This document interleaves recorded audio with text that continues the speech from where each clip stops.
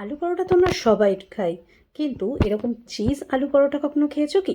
একটা মিক্সিং বলে দুটো সেদ্ধ করা আলু নিয়ে তাতে পরিমাণ মতো নুন, গোলমরিচ গুঁড়ো, চাট মশলা, বিট নুন, ভাজা মশলা, চিলি ফ্লেক্স, জিঞ্জার পাউডার, ধনেপাতা কুচি, কাঁচা লঙ্কা কুচি দিয়ে একদম ভালোভাবে মেখে নিতে হবে, যাতে কোনো দানা অবশিষ্ট না থাকে। পরোটা বানানোর জন্য ঘরে আটা মাখাই ছিল, তার থেকে আমি কয়েকটা লেচি কেটে নিলাম। এরপর তাতে অল্প আটা দিয়ে বেলে নিয়ে তারপর মাঝখানে আলুর স্টাফিং দিয়ে তারপরে প্রসেস চিজ দিয়ে অল্প আটা দিয়ে আলতো হাতে আবারও আমি বেলে নিচ্ছি। এরপর প্রথমে প্যানের মধ্যে পরোটাটা দিয়ে এপিট ওপিট একবার সেঁকে নিয়ে তারপর অল্প তেল দিয়ে সেঁকে নিলেই রেডি হয়ে যাবে আমাদের চিজি আলুর পরোটা।